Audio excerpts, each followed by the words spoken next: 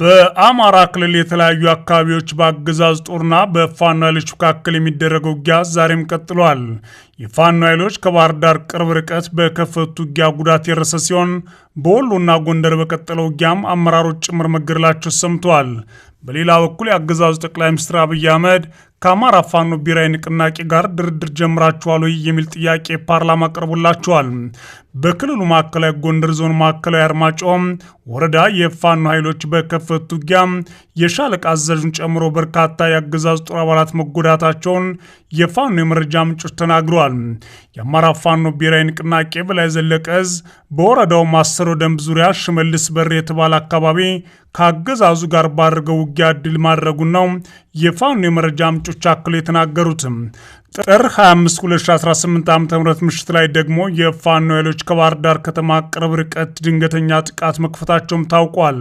የአገዛዙ ጦር ከባህር ዳር ከተማ ተነስቶ ወደ ጭንባ በሚጓዝበት ወቅት ጎዲ የተባለ አካባቢ የፋኖ ኃይሎች ድንገተኛ ጥቃት የከፈቱት ያሉት የኢትዮ ኒውስ የመረጃ ምንጮች ጥቃቱን ተከትሎ የአገዛዙ ጦር ጉዞውን አቋርጦ ወደ ባህር ዳር መመለሱን የተናገሩት። በምዕራብ ጎጃም ዞን ደንበጫ ወረዳ በተደረገ ውጊያም በርካቶች መገደላቸውን የተሰማው። በትላንትናው ዕለት የፋኖ ኃይሎች ወደ ደንበጫ ከተማ በመግባት በከፈቱት ውጊያ ከ15 በላይ የአገዛዙ መከላከያ አድማ ብተናና ሚኒሻ መገደላቸውን የአማራ ፋኖ ብሔራዊ ንቅናቄ ቴዎድሮስ ዕዝ አስታውቋል። በወረዳው ዋሊ ኢየሱስ አካባቢ አዲስ ዓለም ከተማ አቅራቢያ በተፈጸመ የደፈጣ ጥቃት ሰብአዊና ቁሳዊ ጉዳት መድረሱም ተሰምቷል። በተመሳይ በወሎ የተለያዩ አካባቢዎች በአገዛዙ ጦርና ፋኖ ኃይሎች መካከል በተደረገ ውጊያ ከፍተኛ ሰብአዊና ቁሳዊ ጉዳት መድረሱን የመረጃ ምንጮች ለኢትዮ ኒውስ ተናግረዋል። የአማራ ፋኖ ብሔራዊ ንቅናቄ ምኒልክ ዕዝ በበኩሉም ጥር 25 2018 ዓ.ም ከአገዛዙ ጦር ጋር ባደረገው ውጊያ ድል አድርጌያለሁ ሲል አስታውቋል። በተለይም በሰሜን ወሎ ዞን መቄት ወረዳ በተደረገ ውጊያ ላይ የአማራ ፋኖ ብሔራዊ ንቅናቄ ምኒልክ ዕዝና ጎንደር ጠቅላይ ግዛት ዕዝ በቅንጅት ተሰልፈው ባደረጉት ውጊያ የአገዛዙ ጦር የቡድን መሳሪያ ተኳሾችን ጨምሮ 39 የጦር አባላት መገደላቸውንና በርካቶች መቁሰላቸውን ነው አፋብን ያስታወቀው። በውጊያው ከተገደሉት መካከል አብዛኛዎቹ የአድማ ብተና አባላት መሆናቸውን የተሰማው። በተመሳይ በምዕራብ ወሎ ቀጠና ከለላ ወረዳ ከቲርቲራ ወደ ሻፊ ሲጓዝ በነበረ የአገዛዙ ጦር ላይ የፋኖ ኃይሎች በከፈቱት የደፈጣ ውጊያ ከፍተኛ ጉዳት ደርሷል ሲሉ የመረጃ ምንጮች ተናግረዋል። የፋኖ ኃይሎች በከፈቱት ድንገተኛ ጥቃት ከተገደሉት መካከል አብዛኛዎቹ የሚኒሻ አባላት መሆናቸውን ነው የአማራ ፋኖ ብሔራዊ ንቅናቄ ያረጋገጠው። በሌላ በኩል በአማራ ክልል ከ30 ወራት በላይ የቀጠለውን ጦርነት በድርድር ለመቋጨት በሚል የአገዛዙ ጠቅላይ ሚኒስትር ከአማራ ፋኖ ብሔራዊ ንቅናቄ ጋር ድርድር ጀምረው እንደሆነ ፓርላማ ጥያቄ ቀርቦላቸዋል። የተቃዋሚ ፓርቲ የምክር ቤት አባል የሆኑት የተከበሩ አቶ አበባው ደሳለኝ ናቸው ጥያቄውን ለብልጽግና ጠቅላይ ሚኒስትር ያነሱት። የምክር ቤቱ አባል አቶ አበባው እውነተኛ ሰላም እንዲመጣ ከተፈለገ መንግስት አፈንግጠው ከሚወጡ ታጣቂዎች ጋር ከመደራደር ይልቅ ለምን ብዙዎቹ ጦር ሰራዊት ካላቸውና በአግባቡ ከተደራጁ ታጣቂዎች ጋር እውነተኛ ድርድር አያደርጉም ሲሉ ነው ጠቅላይ ሚኒስትሩን የጠየቁት። በአግባቡ የተደራጁና ብዙ ጦር ሰራዊት ያለው በሚል የአማራ ፋኖ ብሔራዊ ንቅናቄን የጠቀሱት አቶ አበባው ደሳለው የፋኖ ኃይሎች ከድርጅቱ ካገኟቸው አፈንጋጮች ጋር ድርድር አደረግን ማለት የፋኖ ኃይሎች ከድርጅት ካገዷቸው አፈንጋጮች ጋር ድርድር አደረግን ማለት እውነተኛ ሰላም አያመጣም ሲሉ ፓርላማ ተናግረዋል። ሆኖም የአገዛዙ ጠቅላይ ሚኒስትር አብይ አህመድ የምክር ቤት አባሉ ያነሱት ጥያቄ በቀጥታ ሳይመልሱ አልፈውታል። አብይ አህመድ ጥያቄውን ካለመመለሳቸው በተጨማሪ በፓርላማ ውሏቸው አንድም ጊዜ በጥያቄ የተነሳ የአማራ ፋኖ ብሔራዊ ንቅናቄንም ሆነ በአጠቃላይ ፋኖን በስም ሲጠቅሱ አልተደመጡም።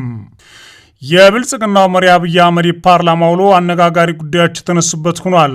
አብይ በዛቻ በስድብና በንቀት የተሞላው የዛሬ የፓርላማ ውሎ ውስጥ በርካቶች ካነጋገሩት ጉዳዮች አንዱ ከኤርትራ መንግስት ጋር ጸብ የጀመርነው በትግራይ ጦርነት ወቅት ነው የሚል ነው። ሌላኛው አብይ አህመድ ቀይ ባህርን አስመልክቶ ባደረጉት ንግግር የባህር በር ማግኘት በባሌም ሆነ በቦሌ አይቀርም ብለዋል። እንዲሁም ወልቃይት በህዝቡ ውሳኔ እንወስናለን ያሉት አብይ አህመድ በትግራይ ያሉ ተፈናቃዮች ይመለሳሉ ሲሉ ተደምጠዋል። የብልጽግናው ጠቅላይ ሚኒስትር አብይ አህመድ በሰሜን ኢትዮጵያ ጦርነት ወቅት ትግራይ ውስጥ በኤርትራ ወታደሮች የተለያዩ ጥፋቶች የፈጸማቸውና በአገሪቱ መካከል አሁን ለተባባሰው ችግር መነሻ እሱ ነው ሲሉ ተደምጠዋል።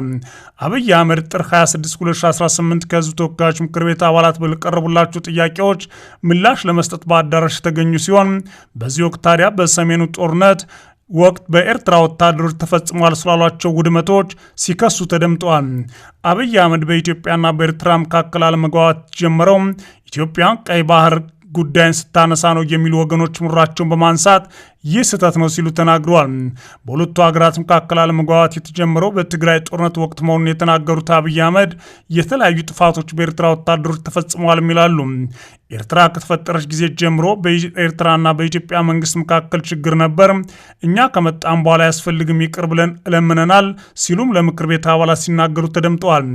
ጸቡ የተጀመረው ብዙዎች እንደሚያስቡት የቀይ ባህር ጉዳይ ሲመጣ አይደለም የሚሉት አብይ አህመድ በትግራይ ውጊያ ሲጀመር በመጀመሪያው ዙር ውጊያ ሽረን እስካስለቀቅን በኋላ የኤርትራ ጦር ከኋላ የአንዳንድ ግለሰቦችን ቤት ፎቅ ማፍረስ ሲጀምር ጸብ ተጀምሯል፣ አልተናገርንም እንጂ ይላሉ። አክሱምን ይዘን ስናልፍ አክሱም ገብቶ ወጣቶችን በጅምላ ሲረሽን ጸብ ተፋፍሟል። አድዋን ይዘን ስናልፍ አድዋ ሄዶ ፋብሪካዎችን ሲፈታታ ሲሰርቅ ጸብ ተጋግሏን ብለዋን አብይ አህመድ። አደግራት ደርሰን የመድኃኒት ፋብሪካዎችን የሚነቅለውን ነቅሎ የማይነቅለውን ሲያፈራርስ ጸቡ ጫፍ ደርሷል። ግን ያን የኢትዮጵያ መንግስት በዚህም በዛም ለመዋጋት አቅም አልነበረውም ይላሉ። ብልጽግና ከፊት ከፊት እየተዋጋ የሻዕቢያ ጦር ደግሞ ከኋላ ኋላ እየተከተላቸው ሲዘርፍና ሲገድል እንደነበረ ለመናገር ነው የሞከሩት አብይ አህመድ። ጠቅላይ ሚኒስትሩን ጉዳይ በተመለከተ ከኤርትራ ከፍተኛ ባለስልጣናት ጋር እንዲነጋገሩ የቀድሞ ውጭ ጉዳይ ሚኒስትር አቶ ገዱ አንዳርጋቸው እንዲሁም ምክትል ጠቅላይ ሚኒስትር የነበሩት አቶ ደመቀ መኮንን ኤርትራ መላካቸውንም በፓርላማ ተናግረዋል።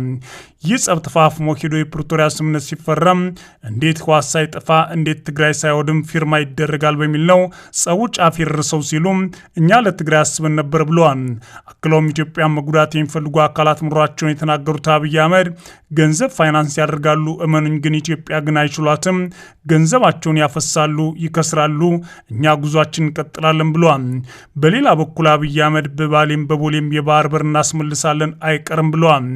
የኢትዮጵያን የባህር በር ጥያቄ በዲፕሎማሲና በሰጥቶ መቀበል ለማሳካት እየጣርን ነው፣ ነገር ግን በባሌም ሆነ በቦሌ መሳካቱ አይቀርም ነው የሚሉት አብይ አህመድ በዛሬ ፓርላማ ውሏቸው የባህር በር በሆነ ምክንያት መከልከል ቢታሰብ በቀጣይነት መከልከል አይቻልም በማለት ወደ ማያስፈልግ ነገር ከመገባቱ በፊት በሰላም በድርድር መጨረስ ተገቢ ነው ብዬ አስባለሁ ሲሉ ተናግረዋል።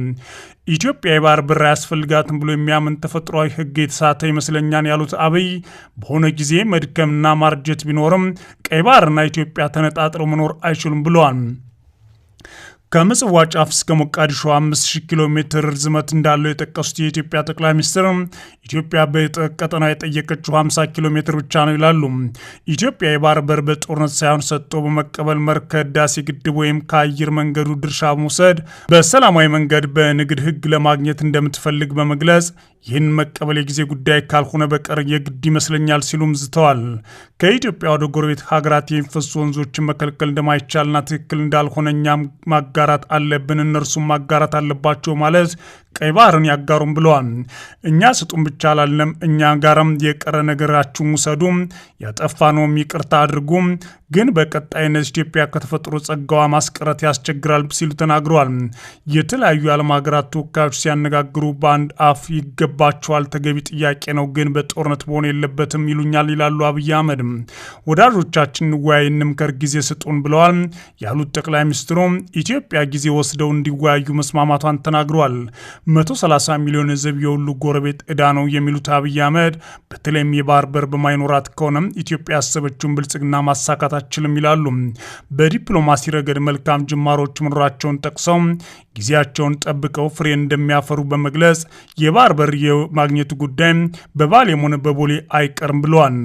ሌላው ጠቅላይ ሚኒስትር አብይ አህመድ የተናገሩትና በትግራይና በአማራ ክልል መካከል ይገባኛል ጥያቄ የሚነሳበት የወልቃይት ጉዳይ በተመለከተ ከህወሓት ጋር አያይዘው ምላሽ ሰጥተዋል።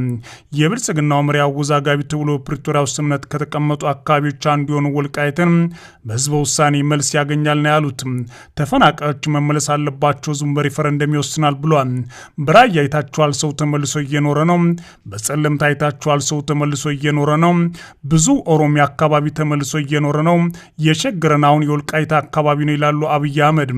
ልክ ገበሬ ዘርዘርቶ ከዝናብ በኋላ ምርት እንደሚጠብቅ አምኖ ዘርዘርቶ ከሆነ ከወራት በኋላ የተሻለ ያፍራል ብሎ እንደሚጠብቀው ስደት፣ መፈናቀልና ስቃይን ዘርተው ከሌሎች ኃይሎች እርዳታ የሚጠብቁ አሉ ማለት ህወሓትን ከሰዋል። ስቃይ ዘርተው፣ መከራ ዘርተው፣ ችግር ዘርተው የተፈናቀለን አትሄድም ብለው ይዘው ማለት ነው። ተፈናቃይ ያልተመለሰበት አካባቢ ሰው እንዳይመለስ ስለፈለገ ሳይሆን ሰዎቹ መመለስ ስለማይፈልጉ ሳይሆን ተፈናቃዮች መዣ ያደረገ ፖለቲካ ኢትዮጵያ ውስጥ መኖር ነው ማለት ከሰዋል። ልክ መንገድ ላይ ስትሄዱ የኔ ቢጤ ልጆቻችሁ መለመኛ እንደሚያደርጉት ሁሉም ልጆቻቸውን ታቅፈው ይለምኗቸዋል። ልክ ብር ሲሰጧቸው ልጆቻቸው ተቀበሉ ይላሉ። ከተቀበሉ በኋላና ከሄዱ በኋላ ወዲያውኑ እነርሱ ይቀበሏቸዋል ማለት ተፈናቃዮችን የያዟቸውን ፖለቲከኞች ከሰዋል። የኔ ቢጤ ልጆቻቸውን መለመኛ እንደሚያደርጉት አንዳንድ ፓርቲዎች ተፈናቃዮችን የራስ የህልውና ማቆያ ያደርጓቸዋል። ይህን ለማሻል ብዙ ሙከራ ተደርጓል፣ ብዙ ስራ ተሰርቷል ይላሉ። አብይ ይገባኛል ጥያቄ በአማራና በትግራይ ክልል ለረጅም ጊዜ ቆይቷል። ሁለቱም ክልሎች ማስረጃ አስደግፈው ተቀባይነት ይኖረውም አይኖረውም ይህ ቦታ ይገባኛል እያሉ ይገኛሉ ብለዋል። ፌዴራል መንግስት እያለ ያለው ግን ሰው አይፈናቀል፣ ወደ ነበረበት ይመለስ፣ ራሱ ያስተዳድር፣ ራሱ ይወስን ነው። አንድ ሰውም እዚህ ተቀምጦ ከሚወስን በሪፈረንደም በህጉ አግባብ ይወሰን ብለን ቆርጠናል ይላሉ።